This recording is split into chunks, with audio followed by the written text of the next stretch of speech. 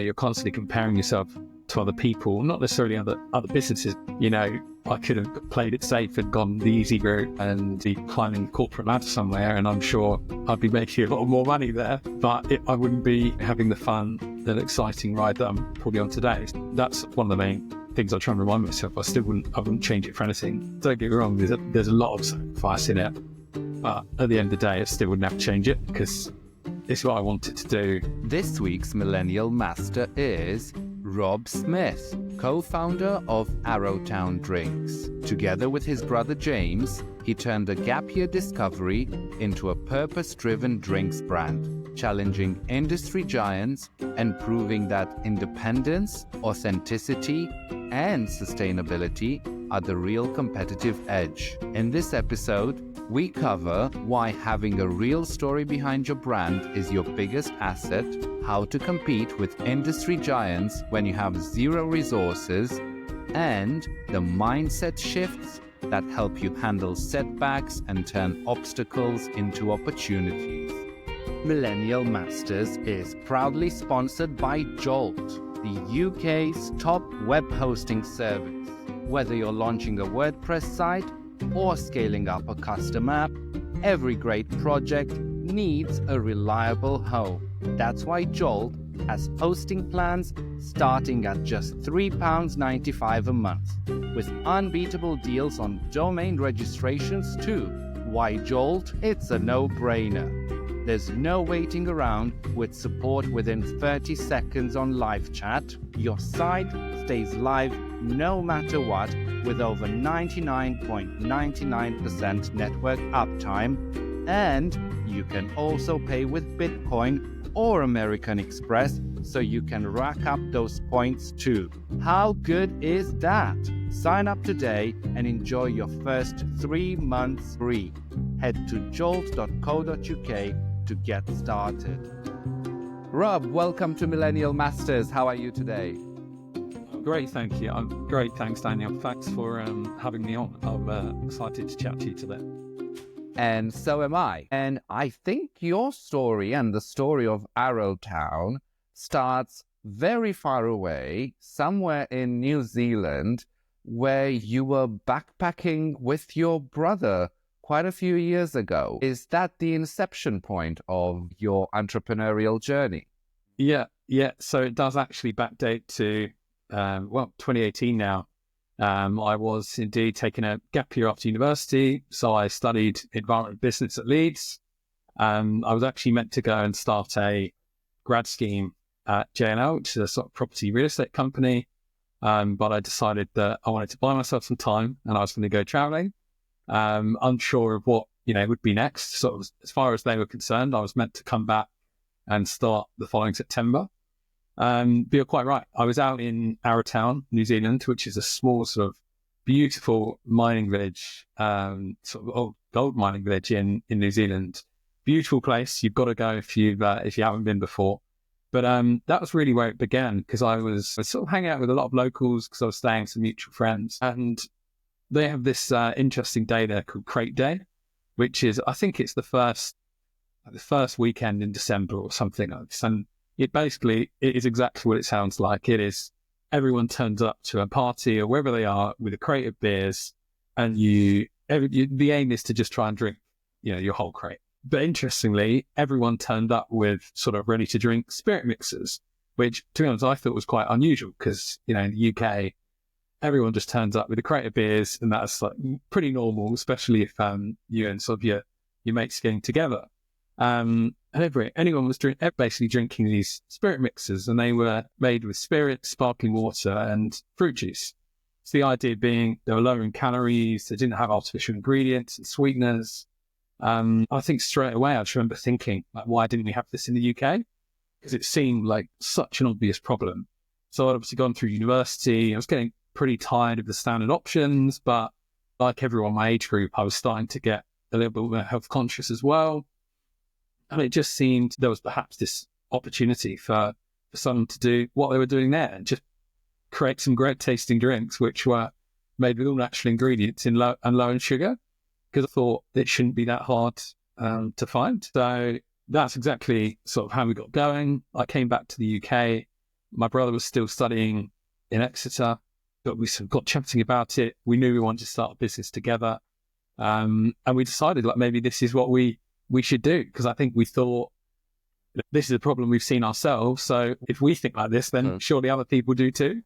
So that was really how we got going in the first place. And I mean, we honestly had no idea like what we were doing. We weren't. I was about to ask you. And... You were in your gap year. There was no experience in the beverages or manufacturing industry or food industry for that case.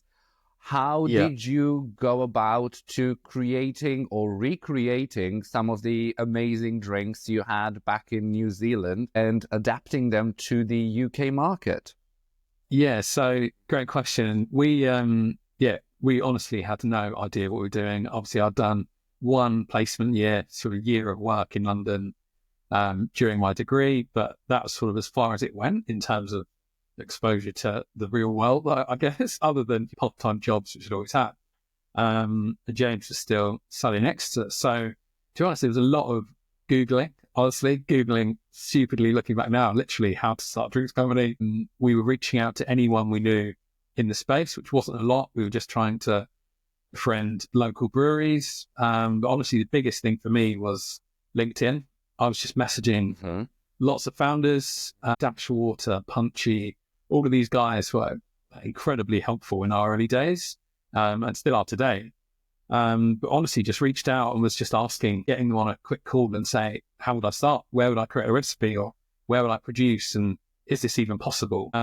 So we sort of joined the dots and just kept taking one step after another, and we got there in the end. But it wasn't easy, because also not only did we have no clue what we were doing, even at times I remember speaking to sort of specialists in the space, obviously won't name names, and they create sort of recipes and could help you take a product to market, basically.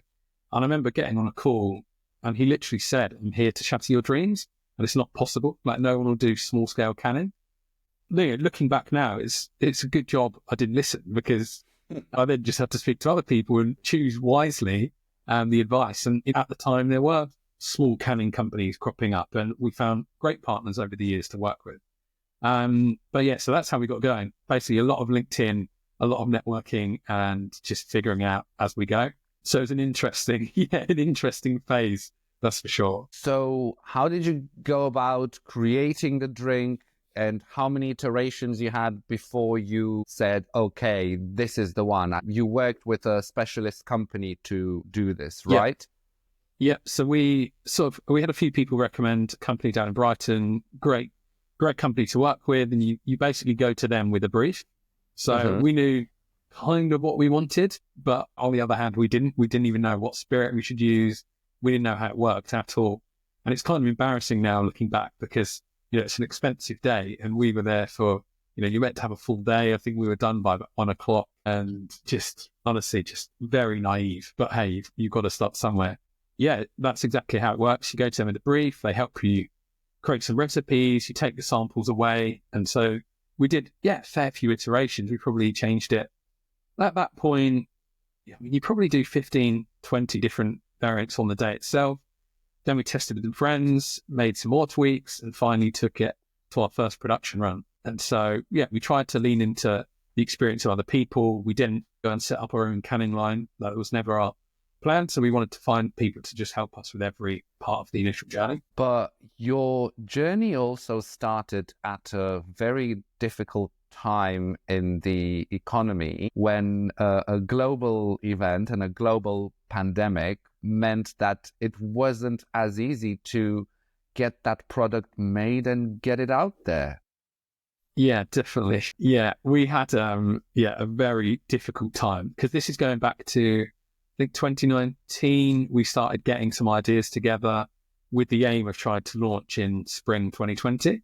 And we pretty much had everything ready to go. And then obviously COVID came through. And what happened was all of the big brewers had obviously all their product in kegs and casks, and basically they were going to go to waste. So they ended up buying up millions of cans so that they could actually can their product and keep it for longer and sell it into retail, and because obviously hospitality was all closed. So as a result, there was basically a global can shortage, and the only people who could get them was the big guys. So, and the last people wanted to sell to was two brothers who'd never produced a can before, needed a few thousand cans. Like we were right on the bottom of the pile. And so it was very tough. And so we ended up being delayed until, I think, before Christmas of that year. So it pushed us back a good, probably 9 months in the end. But yeah, honestly, at that point, there was a lot of time we thought about, I mean, not really necessarily thought about it, but I think a lot of people would have thrown in the towel because it did seem like an impossible task. And we also went through, and I don't know whether you would have seen it, it's sort of buried in the archives of our memory even as well, but we actually had a different name when we first started to launch the business. Yeah. So it was going to be called Mammoth. The idea being, obviously initially we were part of different wildlife charities, and so we didn't want another mammoth on our hands. So that was sort of, looking back now, I'm really glad it didn't work out. I much prefer Arrowtown. But basically, when we were going for that name, we then got sort of a threat of a lawsuit from a Russian vodka company. So thankfully, it all actually worked out in the end, because if COVID hadn't come across, we then would have found that we had 20,000 cans of mammoth we had to shift, a pending lawsuit. So thankfully, it all worked out for the best. Tell me a bit how that legal threat helped you pivot and go in a different direction, because it was actually something another millennial master told me in a previous episode that I've just published the other week, about something like that, pushing them in a different direction, which actually helped take things so much further. Yeah, definitely. Because I think, although it made sense in our minds of why we wanted it to be called Mammoth, like looking back now, it just has no fit to the brand at all. It sounds more like a protein company or something, like a gym brand. Mm-hmm. Not really someone just making a range of vodka sodas. And so, yeah, you're quite right. Thankfully, it sort of forced us to think, again, just what could we call it? And we settled on Arrowtown because it was where the story began. It means we can now talk about that, and it makes sense when we're sharing the story to times like this, but also to consumers. So it definitely forces us to think differently about, how we wanted to actually communicate the brand and our story. And also thinking back, we've now obviously, last year we did a major rebrand. If you haven't seen, here's a can for those who look. So this is the new design, but basically to simplify the charity element, we've switched charities, and we now remove 2 plastic bottles for every can sold. So it's purely focused on ocean charities now. And so the word mammoth now would be completely incorrect and have no relevance at all. So yeah, it definitely worked out for the best, and why I'm always trying to remind myself of those days of how just, if something seems bad, just let it work itself out, because normally it does work out for the best. So yeah, that was a lesson. So you mentioned you work with a charity, and I've read in my research as well that sustainability and being a force for good have always been close to your heart. And for millennial and young enterprises, especially in the drinks industry, that's not something very usual. So can you explain a little bit the idea behind it? Yeah. So my background at university was environment and business, which was basically sustainability and combining sustainability and business and how they need to work together sort of going forward. And so I always had an interest, a sort of a passion for it. And alongside that, I've grown up in Sussex, where 10 miles from the coast, like in the middle of the countryside. And so just very much nature lovers, love the outdoors. So I think always sort of knew if we were to start a business, we wanted it to be something that, like you say, could be used as a force for good, because I think we thought within sort of ready to drink particularly, I mean, you'd seen in other categories across the board in other consumer goods, there were sustainable brands and people doing amazing things. But within food and drink, it seemed that there was no one really looking to do this and actually bring purpose-driven option to the space. Because our basic idea was that we wanted to tap into just behavioural change, because people are gonna drink, and so we wanted to make it, people can make a genuine impact by something as simple as changing that drink when they're standing in front of the shelves. So that was why we did it, and so it's important to us, and it also helps us differentiate within the market as well and align with modern consumers. So it's really about combining the two. We wanted to bring a brand that was doing some good, but also on the health side, we thought it was just ludicrous that, here we are still in 2025. And if you go to most major supermarkets, you still struggle to find an all-natural alcoholic ready-to-drink. But you go to the soft drinks and there's amazing clean energy drinks and soft drinks and functional sodas. Sauces, you've got Dr. Will's and the health products, and you see this across all different categories, but it's almost like an archaic category the moment you go to ready-to-drink. So that's why we thought it needs some energy, it needs some fun, it needs an independent brand with a purpose as well. And you mentioned that when you first launched or were preparing to launch, you had quite a bit of a delay before you were able to go to market. Did you mean you have to switch some things up and do some other side bits in order to be able to take the business to that launch point? And how did you get the initial funding for it all? I understand you did quite a small batch to start with to launch, but nevertheless. Yeah, we had, I guess, a bit of an unconventional route in the world of food and drink because James was still the study next. I then was actually back in Sussex after my travels.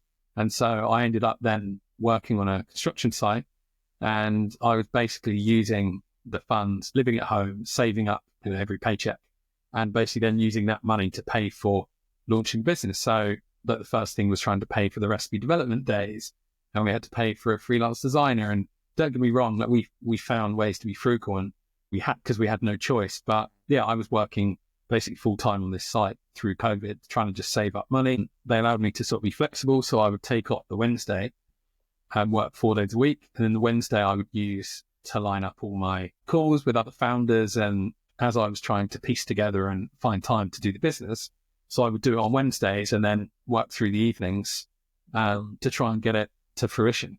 So yeah, it was a different path, I guess, to most food and drink brands, but yeah, it was a fun way to start. And look back now on those memories, I absolutely loved those days because the excitement of starting a business and having no idea what we were doing, but in a really exciting way, an interesting way to get going. But that's how we did it. We just wanted to, use our own savings and work hard to try and bring the product to market. And getting your product to market and launching your product was just the first step in what was going to be quite a journey afterwards. How did Arrowtown or Mammoth develop afterwards? What are your learnings from taking your product to market and getting it out there? And how did you try to promote it? I've seen you are quite prolific on TikTok at the moment. So we've got a different route again to most, I guess. But when we first started, because it was the middle of COVID as well, half the world was obviously shut down, which in some ways was great. Obviously, people were drinking at home. But it also meant that a lot of places that we could potentially sell to were also closed. So when we first got going, because we obviously had no idea what we were doing at this point, we had to really spend time finding our feet. And we decided to focus on Sussex, where we grew up.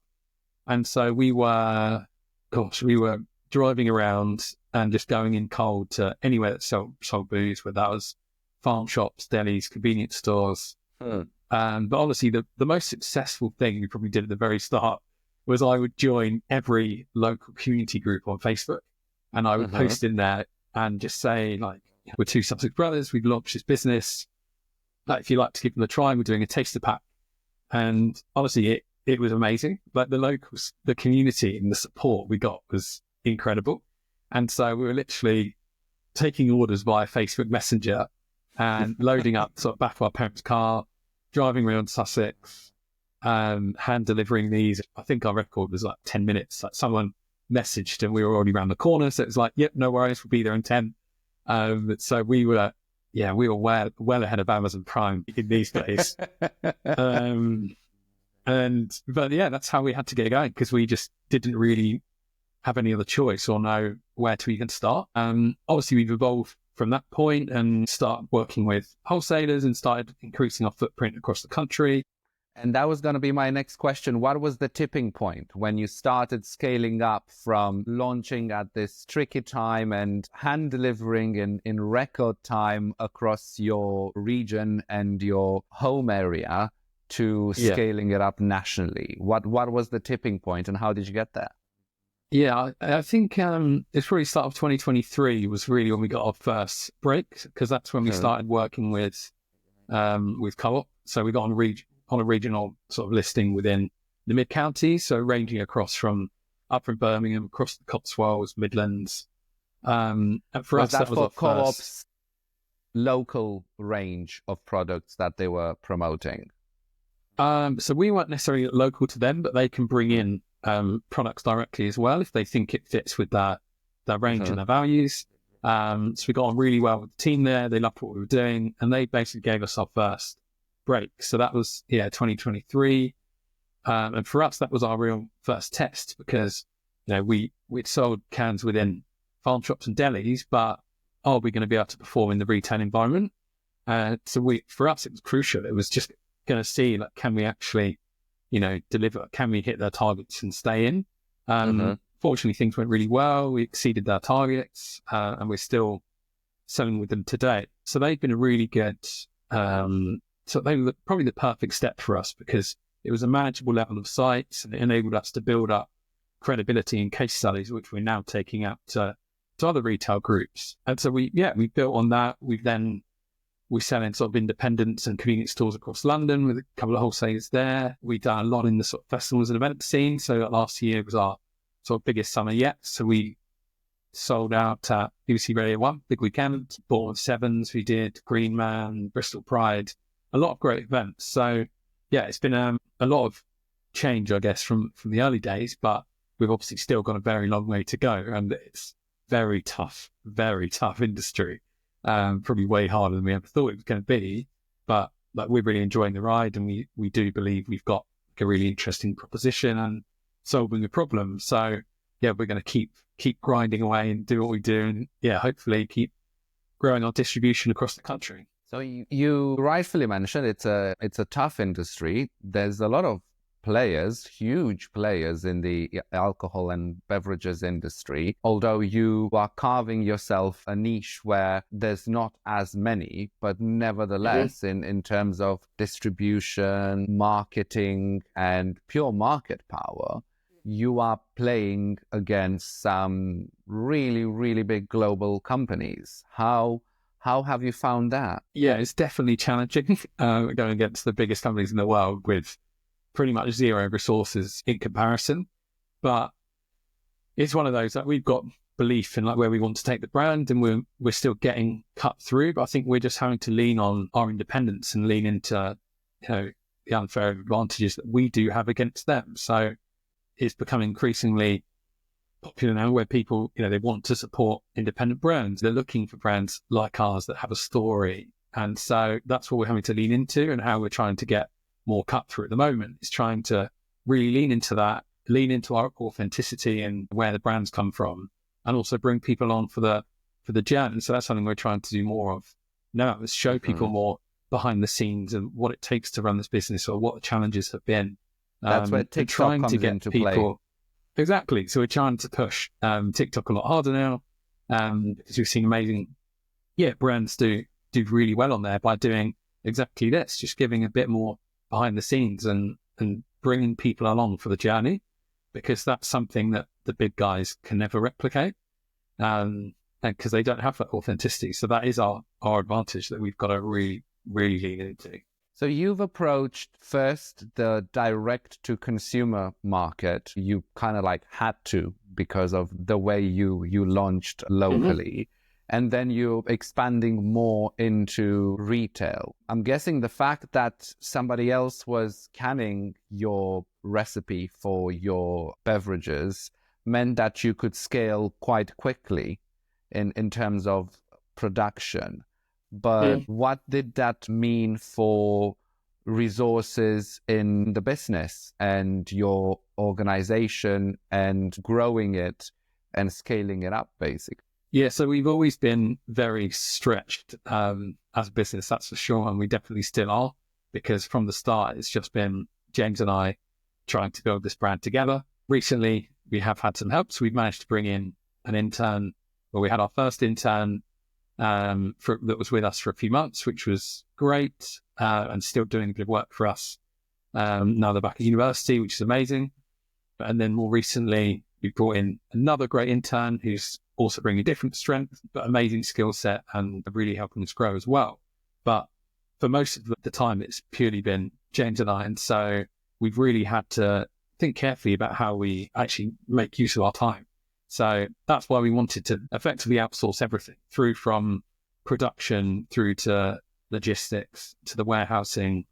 Everything is basically handled for us. The idea is we wanted to spend very little time with the product in our own hands, if that makes sense, so that we can basically dedicate 90% of our time to selling, because that's the most important thing for us at this point, is trying to get the scale up. So this worked really well for the time being, but we are very stretched and trying to do a lot of things at once. So hopefully things continue. We can start growing out the team over the next year or two, and I'm sure that will be of great benefit to us. Have you looked at raising investment for Arrowtown in order to grow it? Yep. So we went a few years without, so we managed to just keep sort of bootstrapping the business, and I mean, it was very hard. So we was kind of capped out. We couldn't even make the most of larger opportunities and festivals because we didn't even have the money to do a larger production run. But over the last year, that's something we decided we were going to do. We've sort of felt that we know exactly where the opportunities lie now, and sort of build on our learnings and our case studies. So that's something we wanted to do. So we've taken on some of our first investors, just closing up the investment round now, which is great because it actually enables us to really build on this, try and free up resources to make the most of these opportunities and try and really grow from this point. So in 2024, we really wanted to sort of get the foundations in order, really. So we wanted to get the funding round. We there did a major rebrand, which moved the brand on incredibly well. We won a global design award for the packaging, which is great. So we're really proud of that. We reformulated all the recipes and really went back to the drawing board to really sort of build on what we now think is the right blocks. So it's been a lot of change, and a lot of progress, but it feels like now's the time to really push on from this point. So it's another incoming tipping point for Arrowtown. Definitely. I think hopefully this will be another inflection point we look back on, and hopefully this is where we really, really kick on, but it never gets easier. So same hard yards. Do you also have aspirations on having in the future or near future your own production line?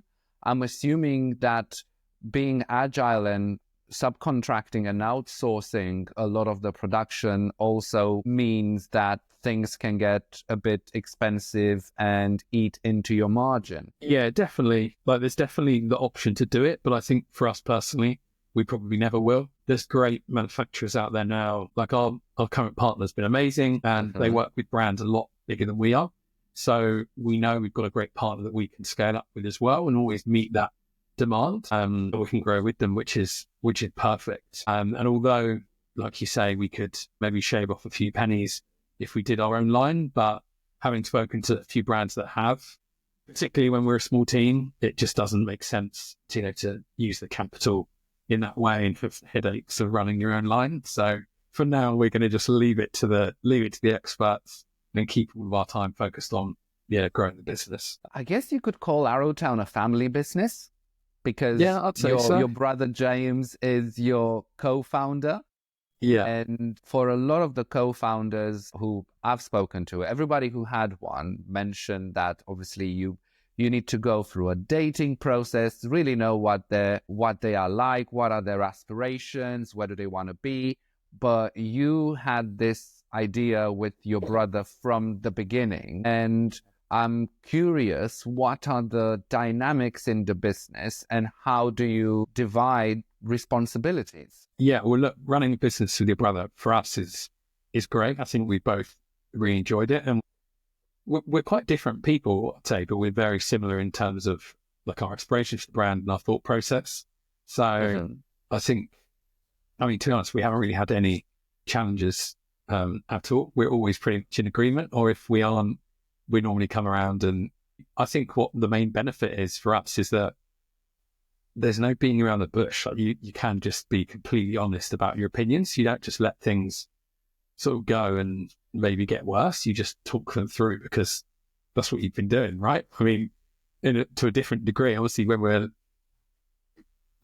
younger, I'm asking you because I'm an only child, so I wouldn't know. Yeah. So yeah, we're one of 5, so we're very much like a very close family as well. Not all of us are with our siblings, but it's been brilliant, and we both like complement each other in different ways. We do sort of split roles as well. So James is a lot more creative than me, so he does a lot of the sort of marketing sides, and he's self-taught himself, like Photoshop and Adobe and all of these skills to basically try and do everything in-house to save costs there. I would then handle more of the operational side and sort of production runs and logistics, and then both of us are basically trying to sell. But again, even within that, we split it off into different parts as well. But overall, it's been amazing, and to share the journey with one another, and also go through the hard times and like pick each other up when it is tough, because it has been a very difficult ride and a lot of persistence, and a lot of people probably would have thrown in the towel by now. If we had more sense, we would have. So so it's been great. Honestly, loved it. So having your brother and co-founder next to you when you felt that maybe we're not going to continue this, that it's too tricky, was also very important in this process. Yeah, I mean, we've never got to the point where like we've always felt that, you know, what we're doing is the right thing, and like we've still got complete and utter belief in like where we're going to go. But obviously there are very hard days, like when you just get rejections or just bang your head against the wall trying to get through to a buyer or investor. So yeah, it is great being able to go through those together, because it can be a lonely ride. And so I have a lot of respect for solo founders, because I have no idea how they do it. But yeah, so very lucky to have a great brother to write with. You mentioned that there's been a big learning journey in this last 4 or 5 years or so. And you said you learned a lot from other founders in the wider industry who were very keen to help you. Maybe I think you can share how important it is to try and reach and create a circle of peers that you can learn from. You said even on the manufacturing side, you've been advised by others who did start their own manufacturing not to do so, and that's why you're still here today and in this growing phase. Yeah, definitely. And I think this has probably been our biggest learning of them all. We've always been honest to ourselves with the fact that we don't really know as much as other people, and we're always open to learning. And I think for us that has been crucial in like how we've grown the business, because we're constantly networking with other founders. So even now, just constantly messaging people and trying to catch up and see where we can overlap and where we can share ideas. But it's so important to have, like you say, a circle of people that you can pick up the phone to. So we've done that with whether it's people on the sales side or operational side or PR. There's always someone we know we can pick up the phone to and say, I'm really having an issue here, or how would I even start here? That's definitely the biggest learning we've had. And the one bit of advice I give to anyone who's starting a drinks business, or any business for that matter, is just like keep learning and just speak to other people, because everyone has a piece of gold like to share, but you just always pick something up from someone that can really change the direction you go. Without naming names, unless you would like to, what's the best piece of business advice you've had in this process? Great question. Piece of advice. God, to be honest, I've had so much I can't even think of. I think, to be honest, it's probably just remain patient and be persistent. And I think one of the main people that's sort of been on our advisory team and sort of helping us is a guy called Liam, who's the founder of Dr. Wills, who's sort of been sort of a mentor for us. Been there and done it before himself. But he's been, they're a few years ahead of us and operating a much bigger scale. But he's great because he's been exactly where we are. So he knows those, like the challenges we're facing, and just can help give you that boost to sort of remain confident and keep turning up the next day and just go after it again and again and again. So a bit more of a general advice there, but yeah, that's probably one of the main things we've learned. Resilience. Definitely. Like had to, even within like festivals or retail, there's been people like we've been going in there for the last 3 years and only now are we finally getting a listing with them. But hey, that's the nature of the game. So that's the patience. That's the patience advice. That some things and getting into a seller or getting a client can take up to 3 years since you first meet them. Exactly. Got to just be patient and keep the faith. So that's what we're going to keep telling ourselves now as we look to try and keep securing bigger listings now. So never changes. Besides your peers and people in the industry, as this has been a learning journey, have there been any particular books or business books that inspired you or gave you ideas to push Arrowtown to where it is today? Yeah, definitely. Actually, there's a few in mind there. The one I probably swear by is everyone's pretty bored of me saying this, my friends and things, is How to Win Friends and Influence People. Okay. I absolutely love that book because I think it just completely changes your perception on how to treat people and how you can use that, put the principles in place, as they say, to really use it to your advantage as well. And I think it's genuinely changed my life in terms of not only personal life and like how, you build relationships with people, but also within business. I know for a fact, like I was reading that book and I like tried one of the principles and we managed to win like a wholesaler listing for the back of it, purely because all I could think about when talking to them was think of that book and that principle. So for me, that's one of my favorite books of all time. So which is one of those tips that you're applying from this book that helped you out? What's the secret key from that one? Well, I think the one in like How to Win Friends was, I guess, one of the main sort of principles within there is to show more interest in other people, because it's so easy, especially as a brand owner, I think, and naturally as people, like you default to wanting to talk about yourself. But when you're talking to buyer and a wholesaler, for example, I think it's very easy to just want to tell them everything about your brand and why they should list it. But it's more about basically showing more interest in the other person, learning about them and enabling them to talk to you about what interests them, because people actually love talking about themselves, which makes way more sense once you read it in the book. But it seems to work, and definitely recommend reading that book. Then the other book I really like, I mean, there's a lot, but I like The Obstacle is the Way by Ryan Holiday. So that's all about stoicism, and to be honest, that one actually links back nicely to my advice about resilience. And I think like when I read that, it just reminded me of like all the barriers we had to overcome to even get the product to launch was just ridiculous. And so looking back now, it all worked out for the best. We just had to trust the process and allow everything to work out, because that's happened so many times with us where it seems like it's the worst thing in the world. And then down the line you get to it and you're like, wow, we've really got lucky that it actually played out how it did. So that's another great book. And I think a key mentality shift for business owners, especially in this space, when you're getting a lot of rejection and go through a lot of hard times, then just having something like that to remind yourself that you've just got to embrace it. And that sometimes that's where the gold is, I guess. So you've got to just keep knocking away. You said you were lucky. Do you think there was an element of luck in your journey as well? Or was it more persistence and not giving up? I'd definitely say it's probably persistence, to be fair, because at this point, we're obviously still a very small business. So I'm still relying on a bit of luck to get us a bit further on than where we are now. But I'd say it's definitely been a lot of persistence to even get to this point for now. But then again, like big believer of you make your own luck. Like we try and explore every opportunity and speak to a lot of people and really push where we can to open up these opportunities that might one day be called luck, but actually is where we've just been relentless in our grind to try and force these things to happen, I guess. You still feel like you have quite a journey ahead of you, but also you've been on quite a journey for the past, I'll make it sound like a long time, but 5 years, half a decade now, just to feel a little bit older. And you started this basically in your early 20s. If you could write a letter to young Rob, who was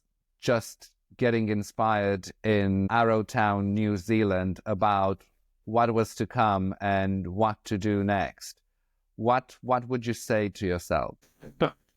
Well, I'd definitely say don't call it mammoth and do any stupid things like that. I'd definitely say let's still start the business, because long way to go, but definitely no regrets regardless of what happens. But I guess I'd say just keep going, because it has been a rewarding journey and a really exciting and fun period of my life, and the learnings I've got is just ridiculous. And so yeah, that would be my letter to myself. Enjoy it. Try and enjoy those hard times a bit more, maybe. You said there's rewards and success, which is continuing, but there's no success without sacrifice. And that's what I like to ask everybody coming on to Millennial Masters is, what are the sacrifices you had to make to be where you are today as a business, but also to be the person you are today, which, as you said, is much more wiser and more resilient than you ever were? Yeah, definitely. I'd agree. It's definitely been a lot of sacrifice from a whole different lot of angles. I mean, I think one of the main things that can be challenging is, you're constantly comparing yourself to other people, not necessarily other businesses, but also, I could have played it safe and gone the easy route and gone on that graduate scheme and be climbing the corporate ladder somewhere. And I'm sure I'd be making a lot more money there, but I wouldn't be having the fun, the exciting ride that I'm probably on today. I think that's one of the main things I try and remind myself. I wouldn't change it for anything. But yeah, there has been a lot of sacrifice in terms of the unpredictability and volatility of running a business. And you never know what's coming. And it's hard as well, like putting that onto like your family and friends, and like my girlfriend in particular deserves a massive shout out, because it's not fun when you're just constantly in the trenches with something, or you need to quickly go and take a call, or you're on holiday and you spend the whole time on the phone because production's going wrong, which is what happened last time. And so, yeah, don't get me wrong, there's a lot of sacrifice in it. But at the end of the day, I still would never change it, because it's what I wanted to do and I'm really enjoying it.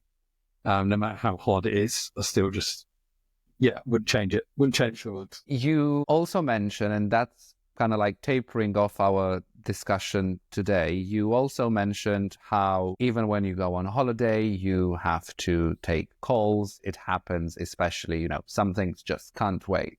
But I'm wondering, when things get really hectic and crazy and things feel overwhelming sometimes, what are some of your habits and routines that keep you grounded and productive that others can look into as well? Great question. I mean, for me, it's the simple things. Like, I love going outside. I love just going and getting some air, and I try and go for a daily walk, at least.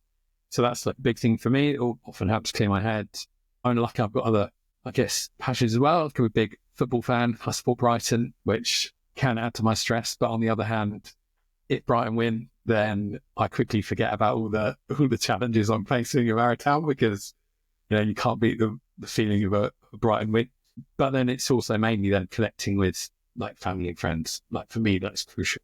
I try and find a nice balance, and although if the workload's brutal at times, it's still important for me to make sure I'm still spending time with my girlfriend and with my family. And like this weekend, I'm back in Sussex with my parents, and it's just instantly, every time I feel way more relaxed the second I step foot in the house. So I think it's important to have, like, say, a few habits or a routine, which I take quite seriously, to try and make sure I'm optimized, and just little things like I'm always prioritizing my sleep to a lot of people as well, because I always 8 hours or a bit less? I normally push for more. Okay. I'm generally more of an 8 to 10 aim, so a lot of early bedtimes. But I think you're only as good as your health, I think. So have to try and remain charged and actually have the energy and to be as persistent as you can be. Yeah. You mentioned balance, but when you try and balance things out, do they balance on the same week, on the same day, in the same month, or even in the same year? Probably not, I guess. Probably not. I'm But it speaking does for change. experience here, but that's why I wanted to Yeah, flag definitely. it up. I mean, it does change quite a lot, especially within our space, because we're busiest in summer. Like, I know that summer is going to be complete carnage with stock moving everywhere, festivals, events, trying to manage everything going whilst there's just inevitably things going to be falling apart. So, yeah, generally speaking, it's going to get a lot harder to find that balance in the summer months. Whereas January, February, I love because it's a chance to sort of regroup and try and, plan the year. Things aren't, as busy naturally, particularly being a booze product. It's a very quiet month. So, yeah, that's probably where more balance comes into it. So dry January is a good month for you to recharge after a crazy fourth quarter. And that's how you find your balance in a year more so than on a monthly or a weekly basis. Yeah, definitely. I think that's a great lesson to wrap up our conversation today, Rob. It's been great to hear all about Arrowtown, how you got here and where you're going next. And I wish you the best of luck in your journey. Thank you very much, Daniel. Thanks for having me on. That was great. Thanks for sticking till the end for another great episode of Millennial Masters. But don't keep this to yourself. Please share the wisdom with someone else. And it will also help me spread the word. Don't miss out on my book club and extra features. Get them in your inbox every week. Simply subscribe on millennialmasters.net. Catch you next week.